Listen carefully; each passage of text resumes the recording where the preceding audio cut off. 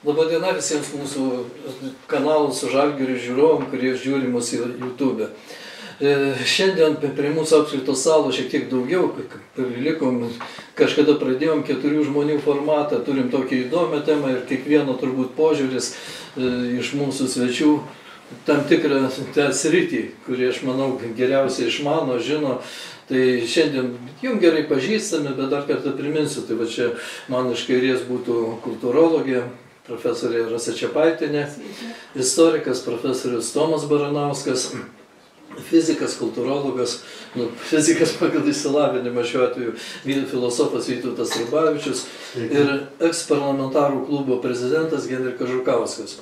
Iš tikrųjų, šiandien tokia tema šiek tiek provokuojanti ir pakankamai su to, ką mes matom viešoje erdvėje, ir kada mus pastoviai gąsdina kiekvieną dieną per LRT girdim apie rusų puolimą, apie ten mūsų ten okupaciją, apie ginklavimus ir visas tas.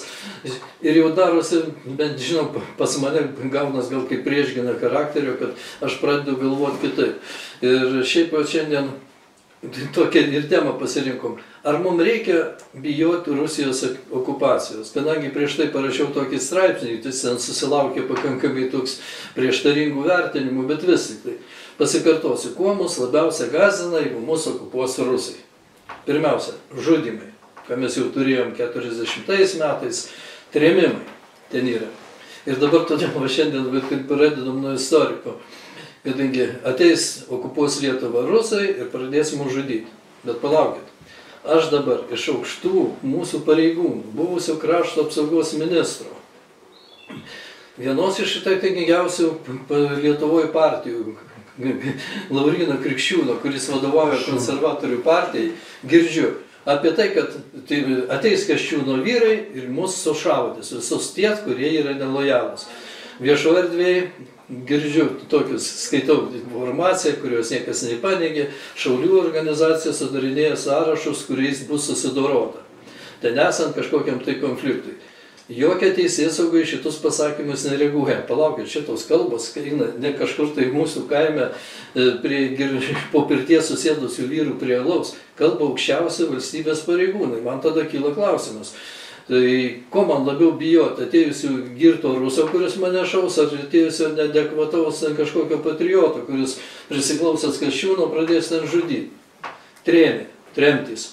Nežinau, randu labai daug skaičių, panaudojau savo straipsnį tokį 120, patį 220 tūkstančių, kurių lietuvių buvo ištremta, nors čia neigia, kad ir 20, ir 40, bet kokiu atveju, ar labai kas Lietuvoje pergyventų, jeigu pradėtų tremti, pavyzdžiui, šiek tiek išprovokuosiu, Konstitucinio teismo visą sudėtį, kuri pripažįsta ten, kad ir lenkiškos raidės pas mus viskas gerai, ir vienalytės santuokas, kas man atrodo mūsų tautos yra naikinimas. Tai dabar šiuo atveju taip išsišokdamas, bet Tomai, ar aš turiu bijoti žudimų ir aš turiu bijoti tremčių, jeigu ten visi tie, kas Šarūnas Stepukonis išvogęs, ten nežinau, milijonus pensininkų būdų, jie nenubaudžiami pas mus. Ateis rusai, gal padarys tvarką, susodins ir išveža visus šitus mūsų ekonomikos genijus, kur Kubilius už 1 eurą ten Mažeikių naftą pardavė ten amerikonam, visas tas, kurie sunaikino Lietuvos miškai, bet ten kaip ir visą, kurie Lietuvos geležinkelius, ar čia jau taip labai blogai, jeigu teisingumo sistema pas mus neveikia. Žiūrėkit, aš suprantu jūsų norą provokuoti, aišku, bet dabar tokia situacija, kad reikia biškį atsargiau, kaip sakant, rinktis tuos palyginimus, nes jeigu pažiūrėsim, kaip atrodo vietos, kur atėjo rusai, tai ten yra griuvėsiai negyvenami. Tai yra kur kas rimčiau negu koks nors ten Kasčiūno pasvaičiavimas apie žudymus, tiesiog neatsakingas, sakykime, pliurpimas. Taip, tai dar klausimas, kur tas Kasčiūnas būtų su savo vyrais ir su svaru, jeigu tie rusai ateitų, jis gal jau kur nors Varšuvoje arba Berlyne būtų. Tai ir nerūpėtų jam čia nieko, nei savų, nei priešų žudyti. Taip, tai pliurpimas yra pliurpimas, tai jo su tokiais realiais įvykiais, kuriuos matom Ukrainoje, kas vyksta, nereikėtų lyginti. O šiaip tai aš suprantu jūsų tą, sakykime, palyginimą su okupantu mūsų valdžios, nes tai yra tas toks susvetimėjimas, kuris artėja, sakykime, prie tokio požiūrio, gal šiuo atveju būtų švelnus okupantas, kurio vargu ir galima tikėtis iš dabartinės Rusijos, bet nes tai, kas ta ideologija, kuri dabar vyrauja Rusijoje, ji yra blogesnė negu sovietmečiu. Mes čia su Rasa... Negu vėlyvuoju sovietmečiu. Netgi stalininiu, ko gero. Dėl to, kad mes čia su Rasa neseniai turėjom progą skirtingom auditorijom pasisakyti apie tokią Lietuvos istoriją, palaimintą Rusijos užsienio reikalų ministrą Lavrovą. Ir, aš bent jau padariau tokią išvadą, kad nuo sovietmečio tas požiūris Lietuvos istorijos skiriasi tuo, kad, pavyzdžiui, sovietmečio buvo visgi, kad ir demagogiškai, kad ir kažkaip, bet buvo sakoma, kad tokia buvo liaudės valia, stoti Sovietų sąjungai, ten visi palaikė, panašiai. Dabar, aišku, visiškai kitaip, sako. Taip, dabar sako, nereikia nusispjauti, kokia ten buvo Lietuvos liaudės valia. Mums taip reikėjo dėl geopolitinių priežasčių. Tai ir mes ir pasiėmėm. Tai va, taip ciniškai atvirai sako. Vadinasi, jiems jau net kaip sovietmečio standartais, jie nebenori net vaizduoti, kad remiasi kažkokia liaudės valia. Tai lygiai taip pat kaip ir Ukrainoje, Donbasu, dar iš pradžių sakė, kad mes čia gelbėsim tuos rusakalbius, bet nušlavė tuos rusakalbių miestus nuo žemės paviršiaus ir patenkinti, išgelbėjo. Tai va, tai čia yra, taip sakant, tokie dalykai, o kalbant apie tos mūsų visus kaščiūnus, tai taip, jie tokia pavojaus akivaizdoje, jie kiršina visuomenę, jie dezorganizuoja gynybą, sakykit, net žiūrint iš kaščiūniškos pozicijos, kuo jo tas pakvirtimas su svaru padėjo mums pasiruošti gynybai. Tai, kad mes dabar kalbame tokiom temom, kur iš esmės galėtume ir nekalbėti, galėtume kalbėti apie kažką kitą. Taip, tai sukiršina visuomenę. Akcentas žudyti piliečius. Ateina baisus priešas, kuris gali nušluoti visus miestus nuo žemės paviršiaus, mes kalbam apie tai, kad žudys piliečius. Vietinius. Taip, net jeigu tarp tų piliečių būtų kažkokių diversantų, palaukti, ne nuo to reikia pradėti, pirmiausia reikia kalbėti, kaip mes pasipriešinsim priešui.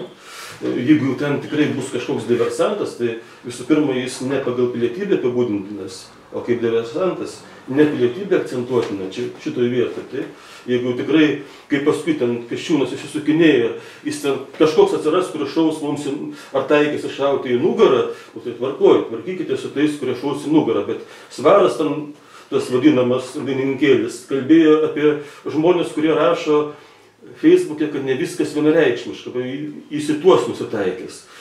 Tai palaukit, tai čia yra kiršinimas, vardan kiršinimo.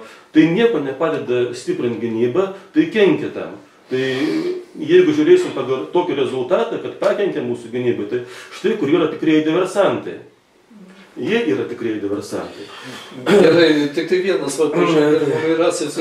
pastebėjimas, paminėjot Lavrovo, viskas puiku, bet yra, palaukit, pas mus yra Lietuvoje tokia ministrė be portfelio Kuklianski, kuri Lavrovo, pavyzdžiui, ta pateikiama Lietuvos istorija, kad mes žydšaudžiai, tai atkartojama vienas prie vieno. Ir mes negalim nei Škirpos paminėti per šitą savo sukilimo metinės prieš kelias dienas. Tai kaip tada šitus dalykus vertinti, kadangi būtent čia mūsų esančių ministrės be portfelio, kaip aš ją vadinu, Kuklianski, naratyvas lygiai nieko nesiskiria nuo mums pritisių, ką mums tie Lavrovai siūlo. Gerai, bet čia mano šitas. Gerbiamą Tarasą, sutikit, kad yra tokie dalykai, kas mūsų kaip tautinės valstybės visų pirma kalba, papročiai, tradicijos, simbolika. Ir dabar čia aš išvardinsiu faktus. Praėjusios kadencijos Seimas į mūsų lietuvių kalbos abėcėlę įveda mums svetimas 3 raidės. Palaukit, čia yra smūgis lietuvių kalbai, jūs šnekėkit, ką norit, bet aš suprantu taip. Antras dalykas, mūsų simbolika yra. Tai praėjusioje kadencijoje, kada ant visų mūsų, pažeidžiant konstituciją, mano akim, ant valstybinių įstaigų atsiranda svetimos valstybės vėliavos, plus LGBT organizacijos vėliavos, o Seime atsiranda iniciatyva, ir palaukit, pasirašo ne tik, kad mūsų liberalų sąjūdžio Virgilijus Alekna, kelis kartų olimpinis čempionas, kad Lietuvos trispalvės, vienu žodžiu, kabinti per šventes nereikia, nebūtina. Ir tai už tai, kad žinau, kad mano žemietis Juozas Baublys, Perlojiškis, irgi pasirašo tokį patį, kuris balsavo beje irgi ir už tas 3 lenkiškų šitų raidžių įvedimą ir visada prisistato, kad aš esu Perlojos Respublikos autonomininkas. Vienu žodžiu palikuonis, palaukit, tie Perlojos Respublikos vyrai kovė su lenkais, kovėsi su trispalvėm, kad nebūtų. Jie viską daro atvirkščiai, tai dabar gerai. Man tų rusų nereikia, jie atėję sunaikins kalbą, patys naikinam, sutaikins simboliką, patys naikinam, mūsų papročius, tradicijas. Palaukit, jau dabar LGBT paradas yra svarbiau negu dainų šventės. Tai yra, tai pasakyti, ką dar man va šitoj kultūriniai pusėje rusai gali sugadinti, kada mūsų valdžia tokie internacionalistai pasidarė, kad čia, nežinau, ir dar kalbėkime apie tai mūsų tą demografinę sudėtį, kad Gedimino prospekte jau ne tik, kad lietuviškai, sakykime, sunkiau susikalbėti, ar ten rusiškai gali drąsiai kalbėtis, bet jau ir tų islamo šalių pilna piliečių. Tai palaukit, ką jie dar gali blogiau padaryti, kada mes patys prieš Šimonytės įsileidom 200 000 pasiekė imigrantų, lietuviškai nekalbančių. Ačiū, jūs palėtėt labai daug temų, bet taip, čia buvo jos susijusios. Taip, teisingai pastebėta, kad labai keistai koreliuoja Rusijos propaganda, kuri apskritai neigia valstybingumą kaip po tokį, neigia, tarkim, ukrainiečių tautai teisė apskritai egzistuoti kaip po tokiai, atskirai tautai. Laiko, kad atsiečiai yra rusų tauta, maža Rusijai. Lygiai taip pat su lietuviais irgi, neįvykusi valstybė. Taip, gal mažesnių mastų, bet irgi reiškia, kažkokie nacijai čia laksto ir taip toliau. Ir mūsų veikėjų irgi ta visa švelniaja galbūt denacifikacija, kuri irgi vyksta pilnu tempu. Tai čia, aišku, didžiulis klausimas, bet aš norėčiau grįžti prie ankstesnio klausimo, kur čia Tomas jau labai teisingai, mano supratimu, sudėliojo akcentus, nes jūs, Gediminai, visgi aš jūs pakritikuosiu dėl to straipsnio. Aš suprantu jūsų ironiją, jūsų sarkazmą ir tą tokį provokatyvumą, bet šiais laikais labai atsargiai. Aš matau, kad publika yra tiek išerzinta, įjautrinta šitom temom, kad ne visi ten gilinasi, ką jūs turėtų omeny, ar kad ten koks ironijos niuansas priima. Ten aš mačiau, buvo reaguota, kad čia maždaug tas jau laukia tų rusų ateinant. Tai bet kalbant apie tai, labai matom viešoje erdvėje, kad žmonės sprendžia apie dabartinę Rusijos agresiją Ukrainoje ar potencialią agresiją pas mus, remdamiesi tą istorinę patirtim 40 metais, kas mano supratimu yra klaidinga. Čia Tomas jau tą teisingai pastebėjo, nes dabartinė Rusija su Sovietų sąjunga turi, bet jau ideologiškai ne taip jau daug, ne tik ideologiškai. Ir jeigu ten iš tikrųjų tai buvo, kad ir ta pseudo liaudės demokratija, rėmėsi liaudės ar ne ta valia, kad ir ten pripaišyta, tai šiuolaikinei Rusijai tas absoliučiai nereikalinga ir tas rusų pasaulis, kaip matom, yra išsitraukiamas kaip kortas. Čia beje netgi politechnologas Glebas Pavlovskis neseniai miręs, kuris ir padėjo putinizmui kaip tokiam, žodžiu, suformuoti savo ideologinius pagrindus. Jis ten vienam iš tekstų paskui jau vadino Rusiją sistemą RF. Ir ten jisai kalbėjo apie putinizmą kaip net ne ideologiją, o kaip tam tikrą, žaidimą kazino, kur tu tiesiog išmeti kortą ir žiūri, kas tau naudingiau tuo konkrečiu momentu. Tai netgi rusų pasaulyje, kaip tokiame, tas ruskij mir, nėra kažkokios aiškios ideologijos. Iš esmės ten, jeigu bus poreikis pritems mus, tarkim, kaip tuos, kurie gimė sovietmečiu, arba kurie moka rusų kalbą, bus poreikis visą tai eliminuos, padarys kaip jiems reikia. Tai čia laukti tų rusų ir kaip beje tas pats garsusis Svaras, čia tam garsiajam pokalbį su Kasčiūnu pasakė, kad reiškia ateis Rusijos raudonom vėliavom. Tai aš taip pagalvoju, tai pala, dabartinės Rusijos vėliavos neraudonos. Tai jau vien tai. Bet vaikšto ir su raudonom. Bet čia, žodžiu, tas irgi toks, sakau, mes... Įsivaizdavimas, kad viskas bus kaip buvo. Viskas bus taip pat. Bet ir apie trimimus jūs čia irgi kalbat, bet gali būti, čia labiau Ukrainą reikia žiūrėti, į Bučią, į kitus miestus, kur į tą rytinę dalį Donbasą. Nebebus trėmimų. Taip, nebebus trėmimų, nes nebebus ką tremti. Ir čia mes turim, grįžtant prie šito kiršinimo ar ne vidinio, Tai čia gali būti labai taip smagu, kad, žodžiu, tu gali sulaukti kulkos ir iš rusų, ir iš tų pačių mūsų Kasčiūno vyrų. Tai, bet štai, kur yra koks skirtumas? O tam, kuris ją gaus, tai jokio skirtumo. Tai vėlgi klausimas tada apskritai, kam egzistuoja šita valstybė, jeigu neginti savo piliečius, ar ne, būti tais namais, kuriuose tu jautiesi saugiai. Ir vėlgi su savo kultūra, kaip sakėt, kalba, papročiais, tradicijom, paveldu. Tai dar šiek tiek, atsiprašau, Rasa, dapildysiu. Anos kadencijos Seime pirmininkė Viktorija Čmilytė, Nilsen žydiško kraujo, nebijau sakyti, kurios senelis atvažiavęs čia su rusišku tanku, okupavo, tai palaukit, ką jinai darė. Jinai naikino lietuviškas organizacijas, etninės, kultūrinės, visi tai nepavyko, bet bandymai buvo ir dabar jinai ten opozicijos ir lyderė, ir kas tik tai nori, ir čia kalbam vėl ne apie eilinius kažkokius, tai, bet kalbam apie mūsų vadus, kurie patys naikina tautą. Tai čia gerai, bet vat, jūs paminėjot apie namus, tai vat, gerbiamas Gedrikai, pradėsiu nuo to, kad 18 metais, kai Lietuvoje atkūrė nepriklausomybę, savanoriai, kurie su ginklu stojo vienu žodžiu ginčytos valstybės, jiem visiems po karo buvo skyrę valdžia žemę dalino. Dabar gazdina karumus visi. Vat, biškit, jūs man pakomentuokit tokie. Ir va šitų momentų, vat vyksta tokie įvykiai. Nekilnojamo turto mokestis. Kas Lietuvai yra nekilnojamas turtas, pradėkim nuo šito. Čia yra daug visiškai skirtingai negu Amerikoje.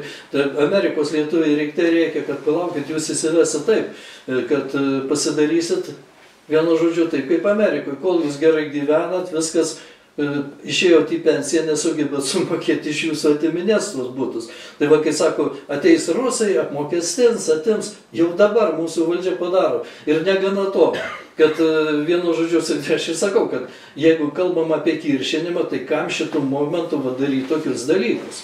Ir dar vienas, vakar mūsų šita, pati prisipažino turinti psichinę negalią, krašto apsaugos ministrė nedidelė, atleidžia žvalgybos, mūsų karinės žvalgybos vadą.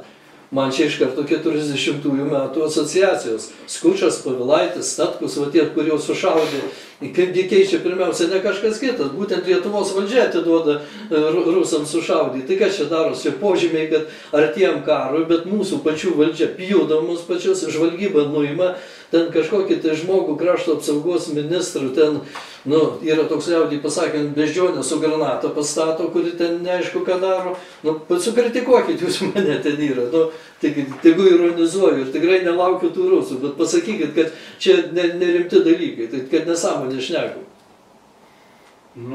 Kaip čia pasakius, aš prisijungiu prie dviejų kalbėtojų ir pašnekovų. Aš gyvas išeisiu. Nežinau, ką Rytas pasakys, bet man atrodo, jeigu, sakysim, tie neadekvatūs piliečiai ar ten kalbėtojai šneka visokias nesąmonės, tai man atrodo, kad mums nereiktų pūsti tą pačią dūdą, o daugiau pagalvot blaiviai. Galbūt tų analogų yra tokių ir va čia, kaip jūs pastebėjot, ir antro žvalgybos skyriaus vado nuėmimas, reiškia, sulyginot su viskas tas yra teisingai, bet man atrodo, kad čia yra tiesiog analogai. Esmė ne tame. Esmė tame, kad praeitoj kadencijoje konservatoriai pasėjo tokį grūdą. Tas grūdas toks daugiau skirtas gal Europos Sąjungai ar Briuseliui ten įlysti vieną vietą be vazelinų ir be nieko, bet esmė yra tokia, kad jie pradėjo vystyti tokią globalią politiką ir ta globali politika persimetė į Lietuvą. Toj globalioj politikoje yra daug labai aspektų, apie kuriuos mes čia šnekėjom. Tai yra ir kalbos menkinimas, nes, kaip žinote, Europos Sąjunga yra tokia vos ne federacinė dabar pasidarė, nes ten valdo paskirti valdininkai, dėja nerinkti. Tie rinkti, jų ten apie 500 ar 600, jie absoliučiai nieko nesupranta, kas darosi, nes jiem yra padedamas popieriukas ir jie kilnoja rankas. O faktiškai viską daro komisijos pirmininkai, jie yra paskirti, atrinkti ir mūsiškiai, aš visada lietuvius tokiais būrais ir baudžiaunikais vadinu dėl to, kad norint įtikti ponui, jie visada linksi galva ir daro ir daro dar labiau negu kad, reiškia, tie ponai liepia. Tai taip atsirado pas mus ir tos Stambulo konvencijos, ir vaivorykštinės vėliavos, daug kas atsirado. Ir kalbos, reiškia, tas toks, subendrinimas, žiūrėkit, mes Europos Sąjungai, kodėl čia pas mus tų ženklų negali atsirasti, reiškia. Jūsų kultūra niekam labai jau nedomina, maža šalis, ką jūs čia tokie, žinai. Kalba, pati seniausia, sakysim, viena iš senesnių indoeuropiečių kalbų, bet, tai ką jūs su ją pasigirsit, ką jūs daugiau turit, nieko neturit, tai jūs tada darykite tai, ką mes jums sakom, reiškia, auginkite agurkus tokius tiesius, kad nebūtų lenktų, nes priešingų atveju nepardavinėsit jų ir taip toliau, ir taip toliau. Tai bet šitas grūdas pasėtas, jis persimetė ir 4 metus, reiškia, tą dirbą brandino, laistė ir įvairių, reiškia, įstatymų pagrindų. Ir vadovai, reiškia, tie tuometiniai vadovai, tiek ministrė pirmininkė, jie visą laiką tą darė. Jų kryptis ir tikslas buvo aiškus. Mes, kaip rinkėjai, reiškia, sutikom su Šimonytės pasakymu, jeigu nepatiks, išsirinkit kitus. Ta ir padarė, išsirinkom kitus. Su viltimi, su kažkokiu noru ar, sakysim, galvojimu, kad ateis, truputėlį pristabdys, gal pakeis, gal gražins, reiškia, kai kurios įstatymus ar kai kurias nuostatas. Bet keisčiausiai įvyko tai, kad nors atėjo ir laimėjo,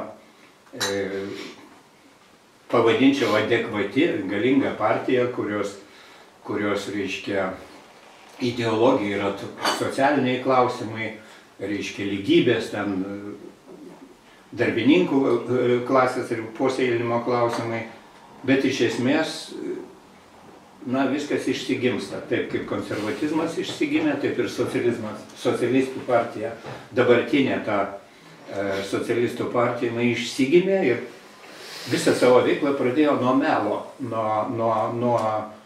nuo pamelavimo tautai, nors balsavo už tai, jie gavo visai kitokią prekę, čia kaip parduotuvė, reiškia.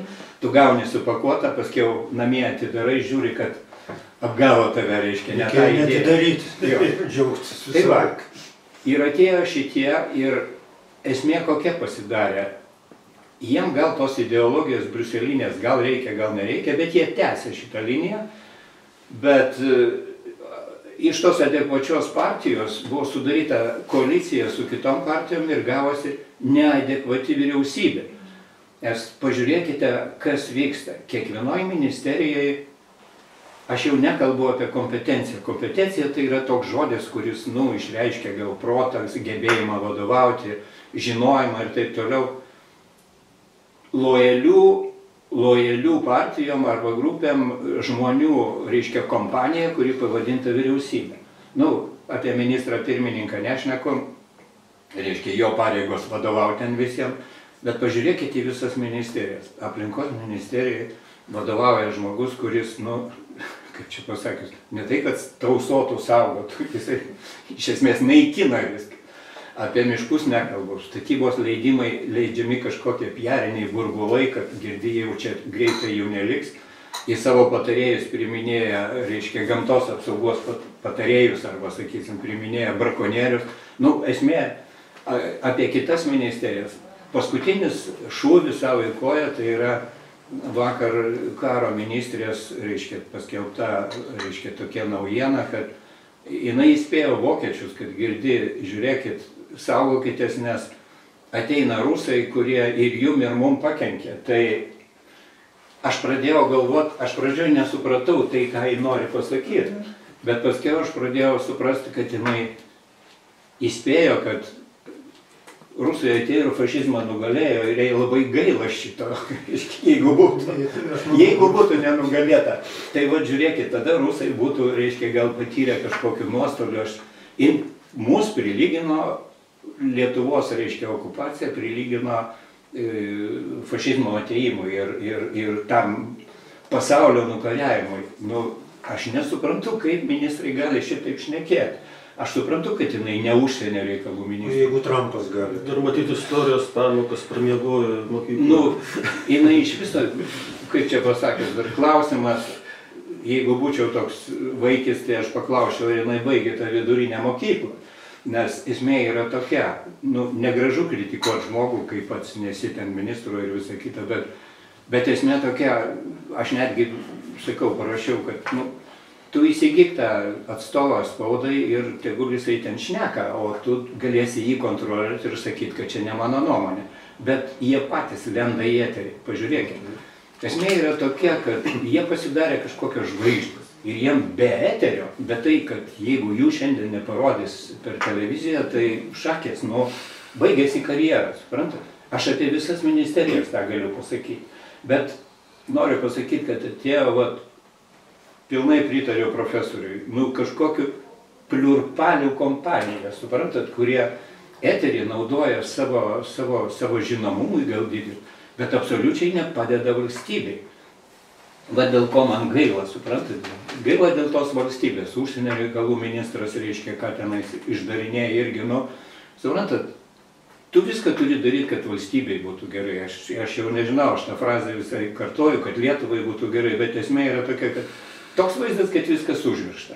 Ir čia jiem labai padėjo Trumpo atėjimas, kuris, jeigu ryte turi vieną nuomonę, per pietus kitą, vakare trečią, reiškia, ir visos nuomonės yra teisingos, tai jiem tas padeda, suprantat, žiūrėkit, o ką, mes negalim šitaip.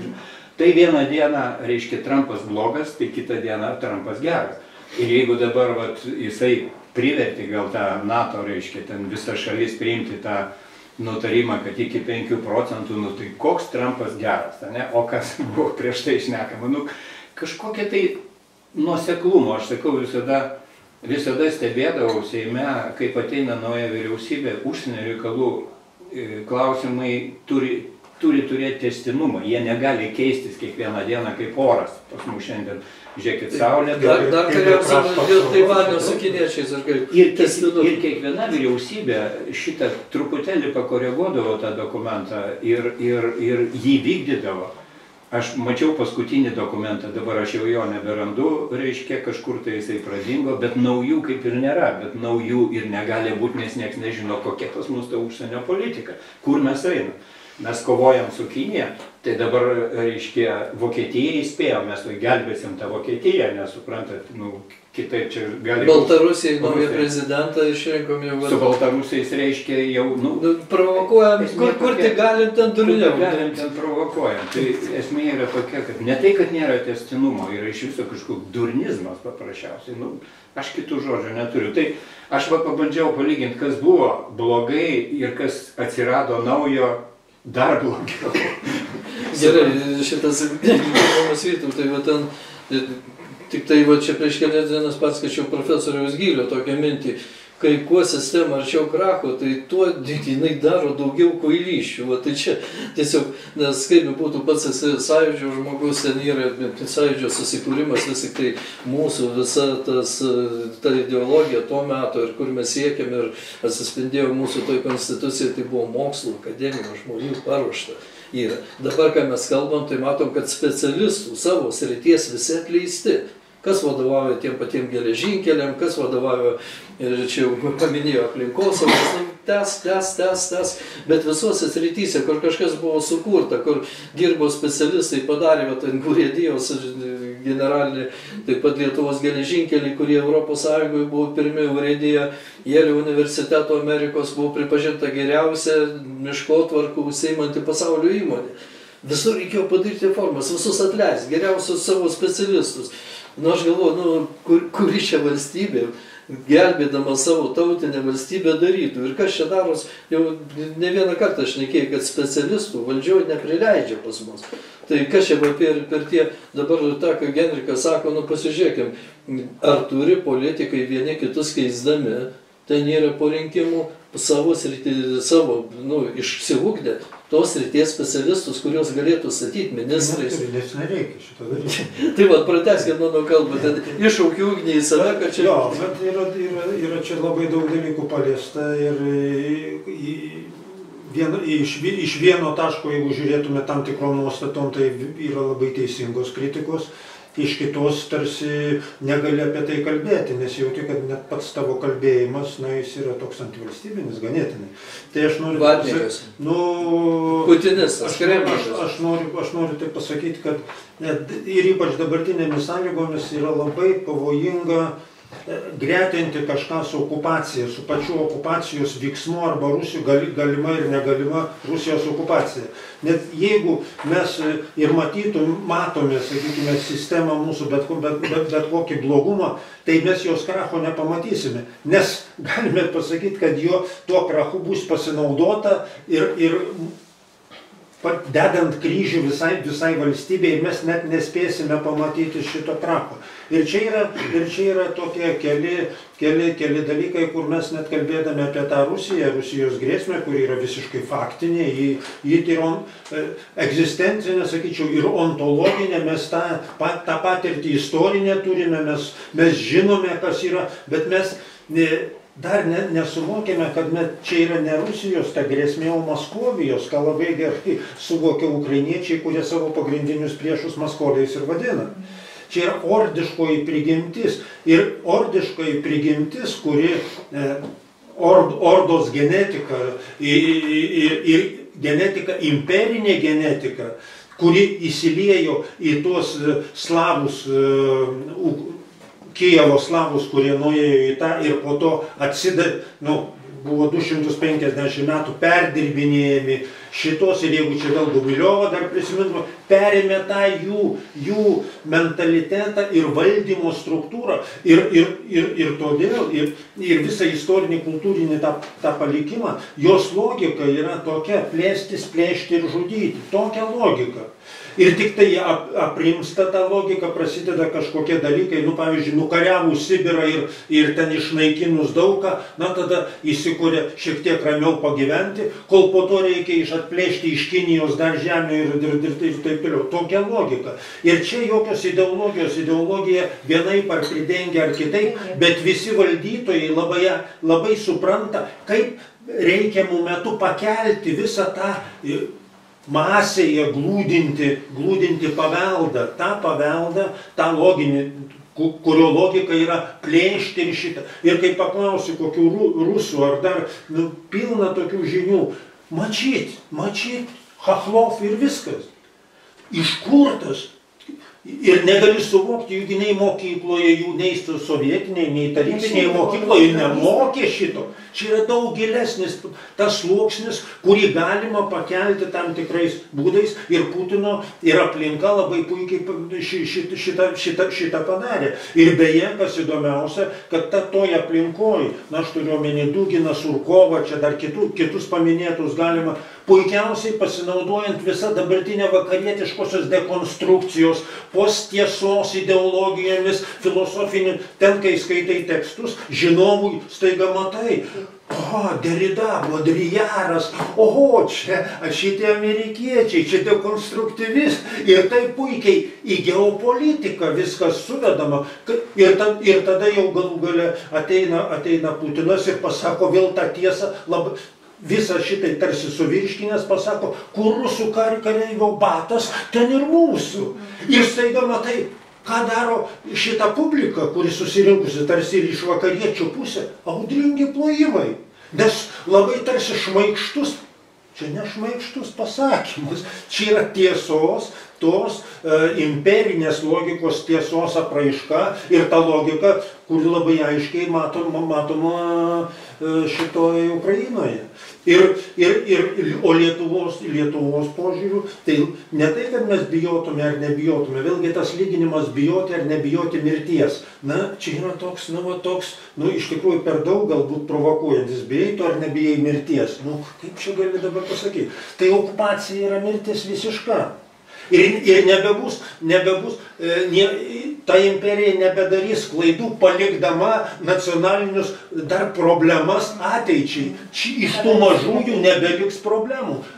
Ir kodėl? Todėl, kad šitam pritarė ir kitos imperialistinės didžiosios šalis, ir jau prieš Antrą pasaulinį karą visi kalbėjo, mažosios tik tai painiojasi po kojomis ir trukdo tai tam tikrai politikai. Todėl kas buvo daroma? Jos dalyjamos. Ir su kuo? Didžiausi priešai iš pradžių dalyjosi Lenkija su Vokietija, dalyjosi Stalinas su Hitleriu, dalyjosi, o po karo pasidalijo Stalinas su amerikiečiais. Visi dalyjasi. O ką dalyjasi? Tai va ta Europa, kurioje mes esame, tai mus irgi pasidalijo. Tai mus paėmė ir paliko po to, aišku, nebuvo tai patogu, tada reikėjo tarsi nepripažinti, bet tiems, kurie gyvena, kažkokie pripažinimai ar nepripažinimai, tai jau nieko nereiškia. Čia noriu tik pasakyti tą grėsmė yra visiškai aiški, nes jeigu Putinas būtų pradėjęs nuo Baltijos šalių, tai čia jau būtų užsibaigusi ta operacija, tai akivaizdžiai atkreipkim. NATO būtų Nu tai jau dabargi aišku, kai apie 5 pradeda kalbėti, kad patys NATO nuo Trumpo iki kito juokauja, kad dar nesupranta turinio. Tai anksčiau jau buvo aišku, kad apie tas kalbas 5 straipsnio, tai klausime, kai tu sakai, kad 5 straipsnis gina, turi ištraukti strategiją gynybos, bet Rusija nebuvo laikoma priešų. Jeigu Rusija nebuvo laikoma priešų, tai nuo ko NATO tu galėjai apginti? Tai tik tai jau prieš kelerius metus staiga pasigirdo, kad NATO net nebuvo, jokios strategijos neturėjo, o laikė, kad Maskovija okupuoja, o po to mes išvaduojame. Tai čia vėlgi nelieka nieko. Tai va šitas netgi susipratimas šito dalyko, kad mes esame ypatingai, netgi pavojingoje situacijoje ir vienų, ir kitų toj situacijoje, kad mus gali ir pasidalyti labai greitai ir mes galime staiga pasijusti visai. Tai va šita yra labai reali tokia padėtis. Tai va iš padėties net suvokimo tos labai komplikuotos dabartinės, tai kaip tik sektų konsolidavimo ir tokio ramaus aiškinimo ir akivaizdu, kad valstybingumo ir nacionalumo stiprinimo politikos, kur matytųsi ypač švietimo sistemoje, kada būtų labai aiškiai pasakyta, koks tas lietuvis, mesgi ir kaip stiprinama lietuvybė, nes, čia nepacituosiu, bet prisiminęs prezidentą Antaną Smetoną, kuris aiškiai buvo susijęs valstybę su mokykla, jis sakė, tai koks yra pagrindinis tautos idealas. O tai idealas, sako, turi mokytojai labai gerai žinoti, nes jie turi jį perteikti. Tai yra tautos laisvė. O ta laisvė galima laisvai gyventi tik jai siekiant arba pasiekus, kuriant savo valstybę. Tai va yra labai paprastas šitas, kurį turi diegti mokykla visoje sąmonėje. Bet ar mūsų valdžia diegia šitokį, ar turi tokį supratimą? Tai net neturi. Kodėl neturi? Todėl, kad va čia vėlgi aš gal papildysiu, ne tik praeita valdžia ir taip toliau, buvo bendroji darbotvarkė, kurių visos valdžios jos laikėsi, išnacionalinimas ir išvalstybinimas. Kuo mažiau valstybingumo, ir čia sutampa su laisvosios rinkos tarsi ideologija, kuo mažiau valstybingumo nacionalinio, tuo geresnis federalistiškumas. O Europos Sąjunga kūrima kaip tam tikra ta viršvalstybinė federacija. Pasirodė didžiausia problema, kad ta viršvalstybinė federacija, niekas net jos vaizdinio, net patys tie, kurie nežino ir dabartinėmis sąlygomis jį neturi subjektiškumo. Subjektiškumo klausimas visos Europos yra pats didžiausias. Staiga pasirodė, kad jį nėra geopolitinis žaidėjas. Jį nėra žaidėjas. Šitose santykiuose kinų ir netgi Netanyahu santykių su Trumpu ir tai Europos Sąjunga nėra žaidėjas. Irano tenai visoje šitoj problemui Europos Sąjunga nėra žaidėjas. Ji neturi. Tai tada klausimas šitokioje Europos Sąjungoje, kaip čia yra Europos Sąjungos ir NATO santykiai. Ir staiga pasirodo, kad visa Europos Sąjungos grietinėlė žiūri tik tai, ar atvyks ar netvyks Trumpas. Staiga visas subjektiškumas geopolitinis priklauso nuo Trumpo oro vilkų. Tai čia juokinga truputį. Bet tai juokinga tai žiūrint iš šalies, bet kai esi toj pačioj vietoj visai nejuokinga, vis norėtųsi labai, bet yra aiškesnė. Ir sakyčiau, balansuotos, tokios ramios, bet nacionalinės lietuvių valdžios politikos. O ta darbotvarkė, jau čia prisiminus, buvo prisiminta socdemų partija, tai socdemų partijos beveik visose ES, o mūsų ypač, tai buvo federalistai. Jie yra federalistai iš esmės.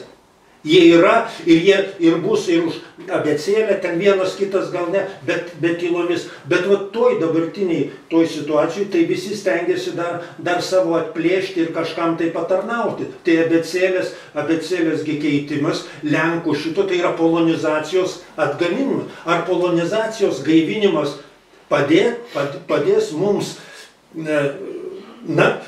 tam nacionaliniam patriotiškumui ugdyti? Labai abejoju. Čia yra tam tikras toks peilis, kuris bereikalingai įkišamas. Dabar kaip ir daugelis kas dabar, kai pradeda netgi šviesuomenės atstovai, jau pradeda gąsdintis, ar čia naujomis sąlygomis žvelgdami į Trumpą neatsiras lietuvių, kurie radikalėja ir taip toliau. O radikalėjimas tai jau siejamas ir su vietinių nacijų atsiradimu ir taip toliau. Tai aš ne vienam sakau, tai klausykit, jūs jau ką kviečiate Kremlių denacifikaciją, yra gydami. Kodėl jūs taip kalbate iš viso? Ir ką jūs tada laikote radikalais? Ir staiga pasirodo, kas yra didieji dabar radikalai? Šeimos maršas. Maršas, tai didieji.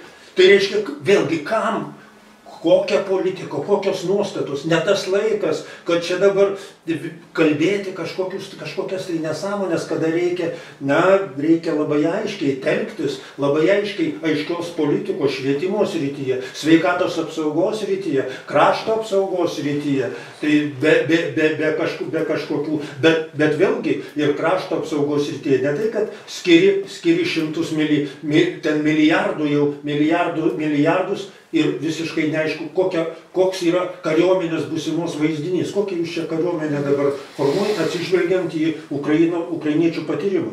Jokių kalbų apie tai. Milijardai reikalingi, o realijos, kokios bus realijos, kaip čia bus ginamasi, jų kol kas nėra. Tai tada imasi šauliai iniciatyvos ir pradeda kalbėti kažkokius tai tarsi ir kliedesius. Ir vieniems tai yra labai priimtina, nes labai aišku, tai ėmė ir tas. O kas nurodys? Tai nurodys yra tie, kai visada nurodo. Yra, kurie nurodo visomis sąlygomis ir jie bus ir prie okupantų ir prie šitų, jie nurodinės, jie labai gerai moka, žinome tą patirtį irgi iš tėvų pasakojimų ir iš šitų tie, kurie labai greitai. Tai aš čia tik dar kartą pasikartodamas norėčiau atskirti tas gretinimas okupacijos ar mirties, kad ir mūsų valdžia yra tokia, tai čia mes dar galime kažką, čia yra toks bloga, taip, darom daug šitą, bet dar galima kažką daryti. Ten, atėjus okupacijai, nieko nebebus galima daryti, apskritai, ir nieko neliks. To visi vėlgi yra labai sunku. Tai kaip negi viską, taip, viską, taip kaip ir matote pavyzdį, bet nenorite netgi pavyzdžio prisitaikyti savo. Vis tiek atrodo, kad čia dar gali būti kitaip nebus. Neseniai čia buvo parodytas toks reportažas per Rusijos televiziją, nuvažiuoja pagalbos teikėjai į Mariinką ten, okupuotą ten, sugriautą visiškai, ir nustato, kad Marinkoje buvusiame mieste gyvena vienintelė moteris ir jai ten atveža kažkokią pagalbą. Rodo, tai ramiai savo rodo kaip pagalba per televiziją visą tai. Tarsi nieko ypatingo. Gerai, bet čia yra tas ordiškojo mentaliteto, nes gėris yra žudyti ir naikinti. Ir tada vergams, tiems, kurie visiškai paklusniai kažką tai vyko, staiga jiems suteikiama ta volė, vadinamoji volė. Kas yra volė? Volė ir yra tai, kad tu gali to Hano nurodymų eini tenai ir ten jau darai, ką nori. Bet atėjęs Hanas pasakys, dabar 10 jūsų čia reikia nubausti dėl to ir visi palenks galvas ir... Gerai, Vytautai, labai dėkui.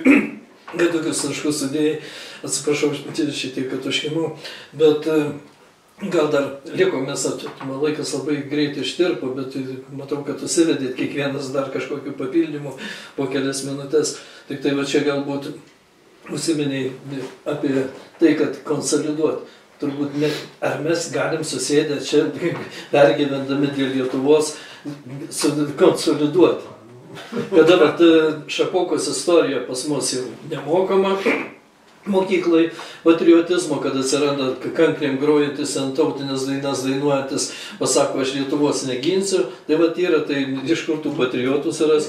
Ir va čia turbūt ta mintis, kad va, čia vėl pradėsiu, nors po kelias minutės turit, gal kažkokių minčių kilo neišsakytų, kad tie, kurie politologai, kurie studijuoja va, dabartinių mūsų Klauso, Švabo, Sorošo, ten raštus, tą naują pasaulio tvarką, tai randa tiesioginius vertimus Levo Trotskio raštų. Ta pati ideologija ateina, kur nereikalingos tautos, nereikalingos mažos kultūros, tai jeigu mums rūpi tas išlaikymas savo tautos, tai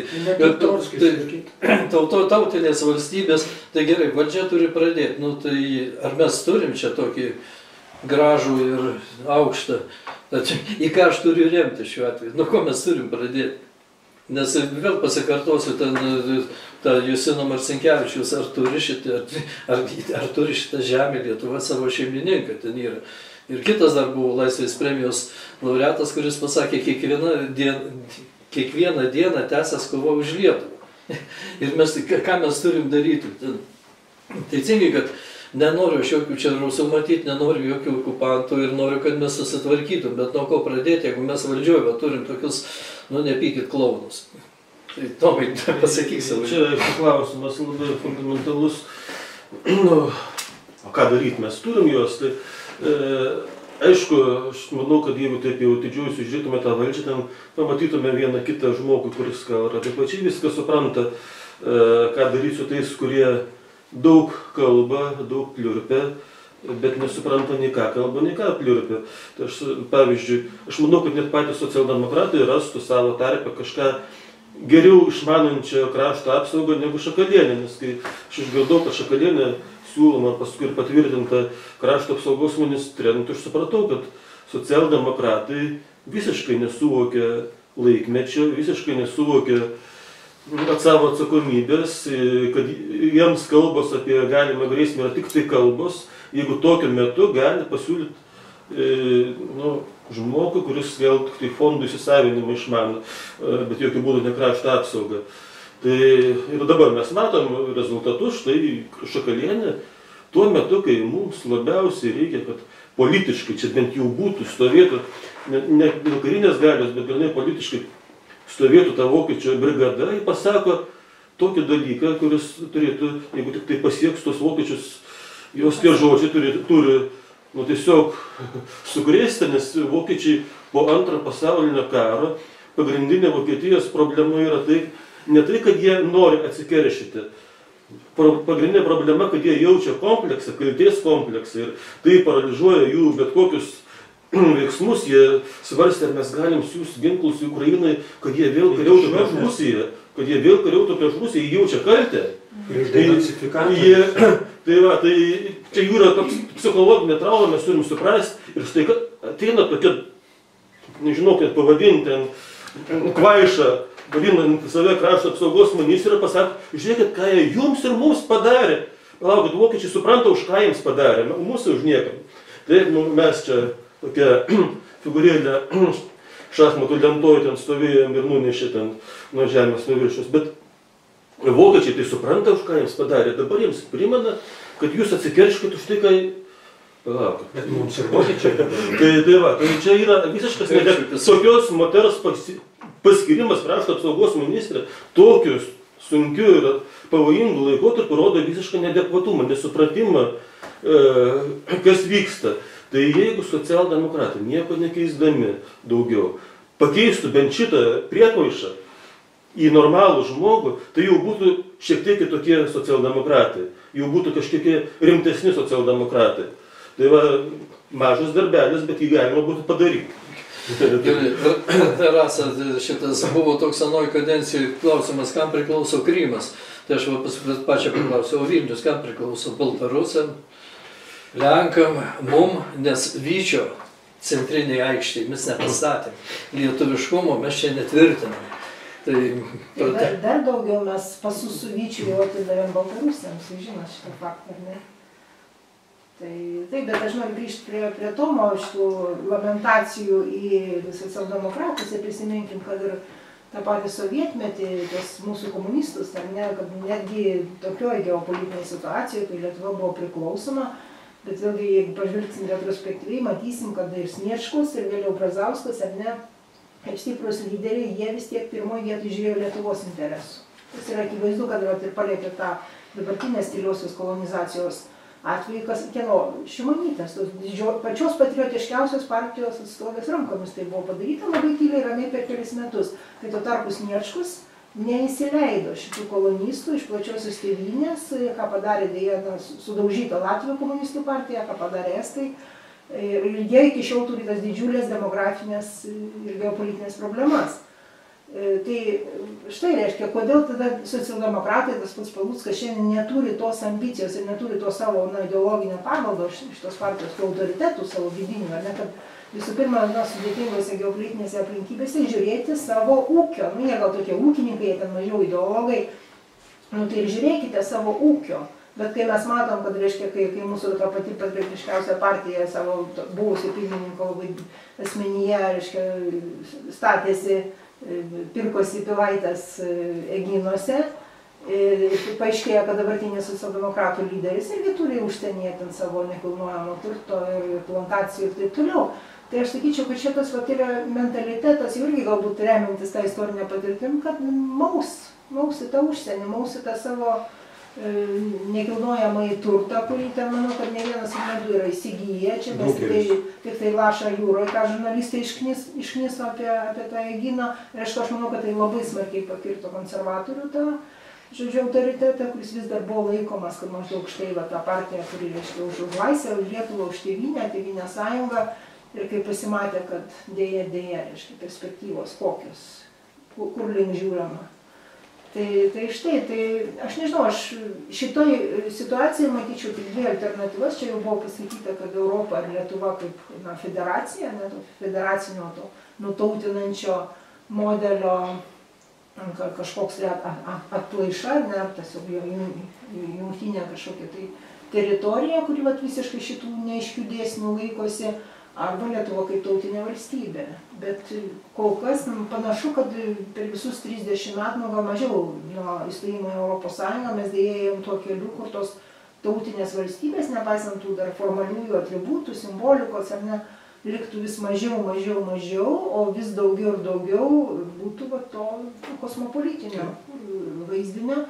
Ir labai aiškiai tą galime matyti, į kokius strateginius postus kas yra statomi. Taigi niekada nestatomi žmonės, kurie būtų patriotiški ir protautiški, ar ne? Visuomet statomi tie, kurie, būtent, reiškia, sako, kad čia nereikia jokių tautų. Tas buvo, tarkim, neseniai vyko genocido centro toks susibūrimas darbuotojų ir dabartinis naujai paskirtos tos tarybos pirmininkas profesorius Arūnas Streikus, tai jis išviesiai pasakė, kad čia nereikia mums jokių, reiškia, čia tautų, čia mes genocido centras, kuris kaip tik kalba apie tas netektis ir tas represijas. Genocidas tai yra būtent tautos naikinimas, ne kažkoks. Čia kažkoks konservatyvusis modelis, kurį reikia peržengti. Tai tada turėtų perduoti centrą, nebe genocido, o kažkokį kitą. Gerai, kadangi laikas tikrai mūsų jau ištirpęs visai, bet dar, Henrikai, bet žiūrėk, socialdemokratai naikina desovietizacijos komisiją. Nu tai jau kažkokį to pono Karčiausko atsistatydinimas, nors kažkokius tai tegul lašas nuleidimo to žinai, garo ten yra. Nes ką šitą komisiją darė, tai ten protų nesulaukiame. Čia ir yra pagrindinis klausimas, ką jinai darė ir bendrai tos komisijos, kurios sudarytos, ką jos daro. Tai čia yra labai didelis klausimas ir ta komisija anksčiau ir vėliau jinai vis tiek turėjo būti panaikinta ar pasinaikinta, nes kiek pas mus liko tų desovietizacijos objektų, jų kaip ir neliko. Kapinės jau beveik švarios, vienas kitas paminklas, gatves išvalėm, dabar dar iš katedros akmenį iškelsim, supranti, ir baigėsi objektai. Kai baigėsi objektai, baigėsi ir komisijos. Suprantat, tai čia visai logiškas dalykas, bet man kitas dalykas yra labai svarbus. Mes dirbam Lietuvos labui, aišku, bet viskas vyksta tokiu sovietiniu modeliu. Tai yra, ką noriu pasakyti, kad niekur nėra asmeninės nuosavybės, visur yra kolektyvinė atsakomybė. Nu, prie Stalino, reiškia, tos trojkos irgi ne vienas priiminėdavo, nu, pats Stalinas priiminėdavo sprendimus, bet vis tiek būdavo trojkos, kurios patvirtindavo tai.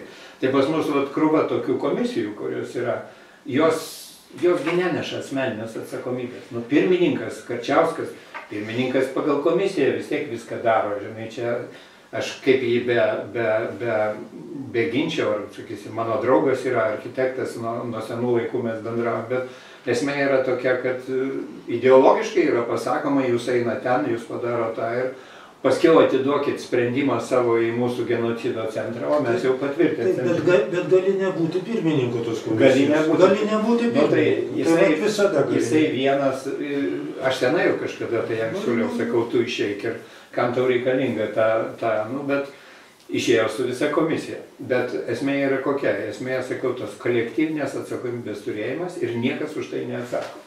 Tai vienas dalykas. Antras dalykas dabar dėl NATO. Čia Vytautas labai jau taip gana vaizdžiai apie NATO pašnekėjo.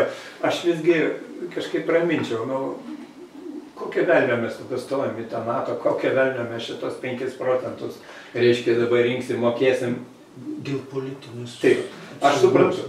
Tai bet kuriuo atveju, tai yra šioks toks atgrasimas, sakysim, skydas. Ir dėl to vienintelė priežastis, kodėl buvo pasirinkta puolimo Ukraina, o ne mes. Taip, ir tas gali, taip, aš nepagalvoju. Laikas iš tikrųjų, tai norėčiau pabrėžti, kad reikia kažkaip tai truputėlį apsiraminti, vis tiek mes turim kažkokių šansų, reiškia, apsiginti, išlikti. Mes turim šansų bent tik, kad į mūsų pusę, gal gąsdina, gal šneka, bet kuriuo atveju šičia tikrai nekiš nosis, nes jeigu su tokia Ukraina negali susitvarkyti, jiems kariaut Rusas Putinas, reiškia, su visa NATO, žinai, bloku, parodė, reiškia, kaip veikia šitas dalykas Irane. Paėmė, nuskrido tų bombonežių, pasprogdino, lygiai taip pat signalas jam pasiūstas. Jeigu tu čia kartais, užskris, tugi bombonešių nesugausi, jiegi yra nematomi.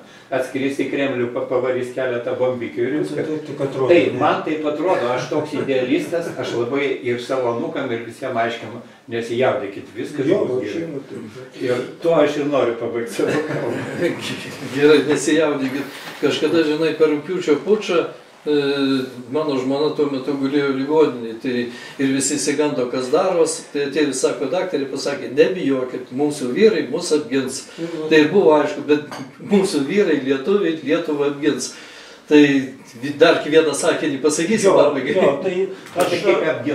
Aš norėčiau tikėti, bet kai kalbama vėlgi čia NATO įsivaizduojamas kaip vis dėlto mūsų pagrindinis tas gynybinis skydas. Tai pagrindiniam gynybiniam skydui tai iš esmės reikėjo, mano galva, jis daug greičiau, jau turėjo būti persitvarkęs taip, kad labai aiškiai suprastų tą grėsmę, kurie eina iš Moskovijos ordos pusės.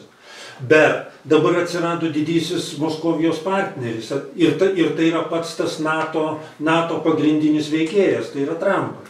Ir čia dabar ta naujoji geopolitika, kuri yra nepaprastai sudėtinga. Ir nepaprastai paini, ir nepaprastai sunkiai įkandama mažųjų valstybių šitoms, kams, kur kaip, nes bendradarbiavimas šitas, jis yra labai aiškus, net ir tame dabartinėme susitikime su Zelenskiu ir taip toliau, tai į ką atkreipė dėmesį ir NATO specialistai, bet ir žiniasklaida, kad jis dar tuoj paskambins Putinui ir pasitars su Putinu dėl to įvykusio, ką tai reiškia. O ką tai reiškia leidimas po ukrainiečių tos operacijos, leidimas Kremliui atsako. Tai praktiškai Trumpo pokalbis su Putinu buvo leidimas smogti ir smogti miestams. Nes Trumpas pareiškė, suprantas, jog Putinas turėsės atsakyti. Tai buvo vieši pareiškimai.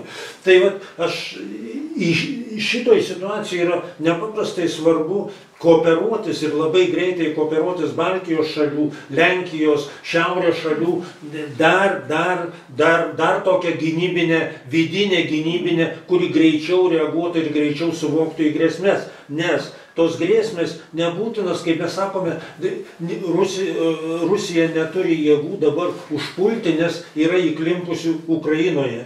Tai yra įvairios formos tų užpuolimų. Galima padaryti nepakenčiamą gyvenimą mažoms valstybėms su labai mažais ištekliais, su GPS naikinimais, su netyčia bombų iš kažkur atskridusių nukritimais, kur visi spręs, ar čia užpuolimas ar ne. Nes iki šiol, jeigu mes paklaustume ir mūsų kariškių, ar jie turi užpuolimo sampratą. Kas laikoma užpuolimu? Nes jeigu kol neturi tokios sampratos, negali kurti projekto atsakymo tokio aksiomatizuoto atsako į užpuolimą. Tai mano galva, kad iki šiol, kas būtų palaikyta užpuolimu, tai pažiūrėkime, kas ir šitai istoriškai labai galiu paremti ir Ukrainos pavyzdžių. Ukrainiečiai labai ilgai į karą nebuvo skelbiama karinė padėtis, dar kažkas. Tai buvo tik, rusai nelaiko to užpuolimu, tai laiko tik tai tokia specialia. Ir beje, pasaulis pripažįsta, kad tai yra tarsi apie karą jau, apie Rusijos agresiją paskutinėme NATO dokumente nieko nebenorima kalbėti. Jau Rusijos agresyvumas tarsi išnykęs. Dabar ir pagrindinio NATO veikėjo pasisakymuose, tai mes matome dvi konflikto pusės. Bet tai yra pavojingas nepaprastai kalbėjimas. Tai čia pakyla rusakalbių 10 arba iš atsiųstųjų jau keli tūkstančiai specialiųjų pajėgų vaikinų, kurie čia jau vaikšto, juos gali atskirti Vilniaus gatvėje iš eisenų ir taip toliau. Ir tada bus jau konfliktas, dviejų pusių konfliktas gali. Tokių dalykų galima prikurti ir galima prigalvoti. Tai vėlgi aš ir linkėčiau, kad ir iš mūsų pokalbė ir žmonėms ir būtų ir ramybės, bet ir daugiau to supratimo ir nesupratimo, kad situacija iš tikrųjų yra tokia, bet situacija verčia labai aiškiai priimti aiškius ir tokius konsoliduojančius bendrystės stiprinančius sprendimus ir tų sprendimų jau ieškoti ir patiems su savo aplinkiniais politikais, aplinkinių šalių politikais, ne vien taip besidairant, bus ar nebus dabar šiandien, ar takoja Trumpas pakilęs ar kita koja, o jau Rubijo, kas su Rubijo įvyko, tai ar dar kas nors. Gerai, ačiū visiems, aš manau, kad pabaigai reikia pasakyti, kad šitas mūsų pokalbis, mano straipsnis yra skirtas ne kviestis rusus, kviestis jų kariuomenę ir okupuoti Lietuvą, o kad mūsų valdžia, kuri priima sprendimus, įsiklausytų į tai, kas vyksta ir ką žmonės kalba tarpusavį. Aišku, labai dėkui, kad Rasai Čepaitiniai, Tomui Baranauskui, Giedrikui Žukauskui, Vytautui Rubavičiui, kad atėjot, kad išsakėt savo nuomonę. Ir duok Dieve, kad mūsų šitas pokalbis būtų ne tik Dievui, bet ir mūsų valdžiai į ausį. Bet Dievui būtų gerai. Viso gero ir iki kitų susitikimų. Viso gero.